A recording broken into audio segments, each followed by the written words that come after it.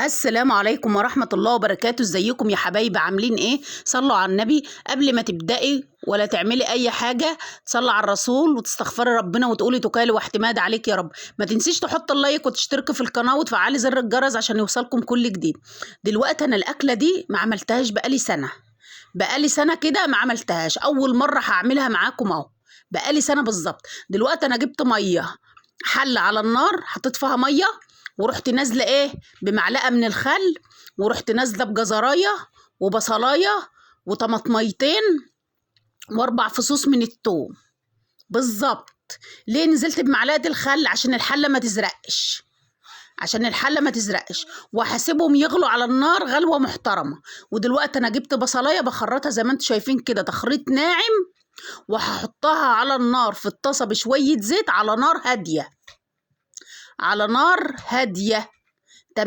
تمام. دلوقتي انا خرطت البصله معاكم زي ما انتم شايفين كده اهو، ورحت نازله بحوالي 3 معالق من الزيت، وبترجع للكميه اللي انت هتعملها برضو. وولعت النار ورحت موطيه النار عليه، مهديه النار. دلوقتي الخضار بتاعي انا هسيبه يغلي، انا ببص عليه لقيته مغلاش. تمام. وادي البصلايه اهي وهديت عليها النار عشان تصفر براحتها. ودلوقتي ده عدس غسلته وحطيته في المصفى، صفيته بعد الخضار ما غلي ونزل اللي عنده كله واستوى. رحت نازله بالعدس لان العدس ما بياخدش سوا. تمام. دلوقتي انتوا عرفتوا انا هعمل ايه. وادي البصلايه معاكم اهي برضو مهديه عليها النار عشان تصفر براحتها. شايفين بقى لما غلي بقى لونه حلو ازاي؟ دلوقتي ده عيش انا مسكته قصيته بالمقص وهغلفه بالزبده بالسمنه البلدي زي ما انتم شايفين كده. هغلفه بالسمنه البلدي. طبعا العيش فيه ملح، مش هحط عليه ملح ولا اي حاجه تاني. انا ممكن احط عليه ملح، ممكن تحط عليه ملح وزعتر وفلفل اسود والكلام ده، بس هو عليه. دلوقتي انا جبت البصلايه الناحيه دي ورحت العدس خلاص انا طفيت عليه كده، ورحت نازله بالزيت. نزلت في الطاسه التانيه بالزيت، وهنزل بالشعريه. ده ربع كيلو من الشعريه، والعدس ربع كيلو على فكره. هتقولي لي كتير؟ لا مش كتير، انا بعمله وهتشوف انا عملته ازاي، وهتشوف العدس خفيف وجميل ازاي. لو عايزاه تقيل انت براحتك، ده حاجه ترجع لك انت. تمام. دلوقتي اهو ده العدس. ايوه صح، ونسيت اقول لكم ان انا نزلت ببطاطسايه مع العدس وهو بيغلي. ليه بقى؟ البطاطسايه دي ما بتخليش يعمل لك حرقان على صدرك من العدس. مش العدس ساعات بيعمل حموضه وحرقان؟ البطاطسايه دي بتبرده، ما بتخليش يعمل حموضه ولا حرقان على الصدر بصراحه ربنا. بس جربوه، بس مش عشان تتخنوا ولا حاجه. المهم انا ضربت العدس في الخلاط وبصفيه بالمصفى. هتقولي لي لا ما تصفيهوش، لا صفيه. هتشوف اللي طالع منه دلوقتي. لما انت تصفيه هتشوف اللي طالع منه دلوقتي. لو وصلت معايا لحد هنا ما تنسيش تقولي لي انت بتتابعيني منين.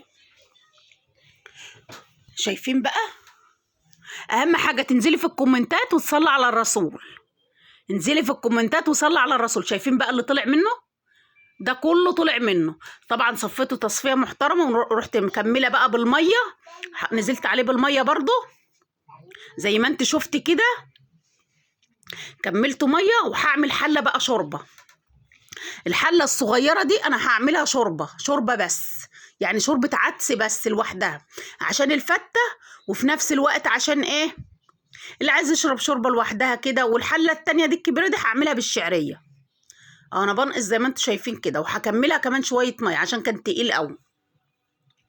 من غير شعريه هو تقيل اهو لوحده. المهم الشعريه انا حطاها على نار هاديه عشان تحمر كلها وتاخد لون. عايزه الشعريه تحمر معاك كويس، حطها على نار هاديه تاخد لون معاك او لسان عصفور، وسيبها براحتها. شايفين اللون بتاعها بقى؟ لازم تبقى اللون ده. وجبت قطعه من الزبده، حطيت في الحله دي حته وفي الحله دي حته زبده عشان تخلي طعمه رهيب. بصراحه ربنا بتخلي طعمه حلو قوي. شفتوا؟ غلي العدس، غلي الحله، غليت، رحت طافيه ورحت نازله بالبصله. نزلت بالبصله هنا وهنا، وهروح مغطيها وسايباها. طبعا الحله ديت داخله على غلوانه. التانيه غليت انا طفيت عليها ورحت نازله بالبصله. ودي غليت اهي زي ما انتم شايفين كده، غليت، رحت طفيت عليها ونزلت بالشعريه واحده واحده عشان ما تفورش. شايفين لون الشعريه عامل ازاي؟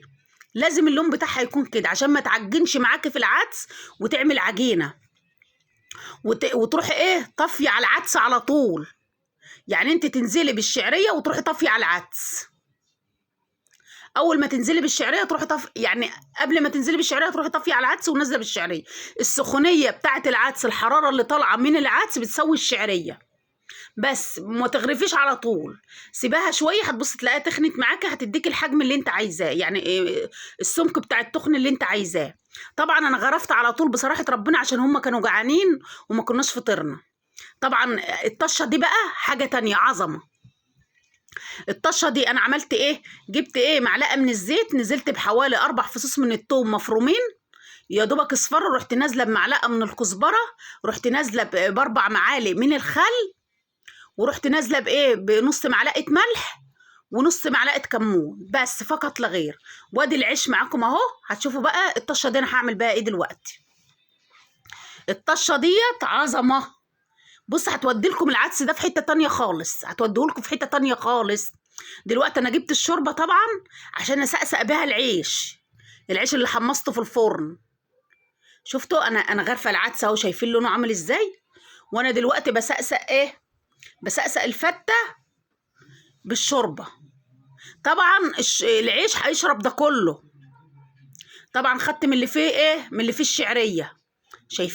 شايفين بص الشعريه الواحده بوحدتها، وحده الشعريه الحبه بحبتها، ما تخنتش ولا جعلصت ولا الكلام ده، عشان متحمره كويس، عشان هي متحمره كويس. شايفين كل ده بقى ايه هيشرب. وادي الطشه بقى على وش الفته كده، شويه الطشه دولت عظمه، ما اقولكيش شويه الطشه دولت عملوا في الفته ايه، ودوها في حته تانية خالص. والله العظيم والله العظيم ودوها في حته تانية. انا بقالي سنه دلوقتي ما عملتوش، وبصراحه ربنا كان وحشني قوي قوي قوي قوي. ده المخلل اللي انا كنت عاملاه معاكم.